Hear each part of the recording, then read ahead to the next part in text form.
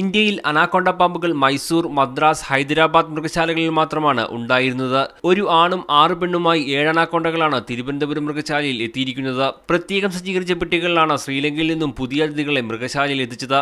ഇതിനുവേണ്ടി നമ്മളിവിടെ പ്രത്യേക ക്വാറന്റൈൻ ഫെസിലിറ്റി നമ്മളിവിടെ തയ്യാറാക്കിയിട്ടുണ്ട്. ക്വാറന്റൈനിങ് സാധാരണ ചെയ്യേണ്ട ചെന്നൈയിലാണ്. പക്ഷേ നമ്മൾ ഇതിനെ വളരെ ഡെലിക്കേറ്റ് ആയതുകൊണ്ട് അവരുടെ അടുത്ത് പ്രത്യേക പെർമിഷൻ വാങ്ങിച്ച് ഇവിടെ നമ്മൾ ക്വാറന്റൈനിങ് ഫെസിലിറ്റി ഇവിടെ നമ്മൾ ഉണ്ടാക്കിയിരിക്കുകയാണ്. ക്ലൈമറ്റ് കൺട്രോളിനുള്ള ചെറിയ ചെറിയ കാര്യങ്ങൾ നമ്മളിവിടെ ചെയ്തിട്ടുണ്ട്. കൂളർ ഫിറ്റ് ചെയ്തിട്ടുണ്ട്, ഫാൻ ഫിറ്റ് ചെയ്തിട്ടുണ്ട്, ഹീറ്റർ ഫിറ്റ് ചെയ്തിട്ടുണ്ട്. അതൊക്കെ ചെയ്തിട്ടുണ്ട്, ഇവിടെ ചെയ്ത് കഴിഞ്ഞു.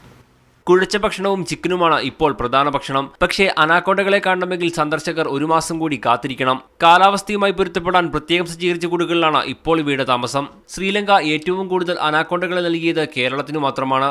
മറ്റു മൃഗശാലകളിൽ നിന്ന് അപൂർവീന മൃഗങ്ങൾക്കായി അനാക്കൊണ്ടകളെ മാറ്റി നൽകാമെന്ന ഉദ്ദേശം കൂടി മൃഗശാല അധികൃതർക്കുണ്ട്. മീഡിയ 1 തിരുവനന്തപുരം.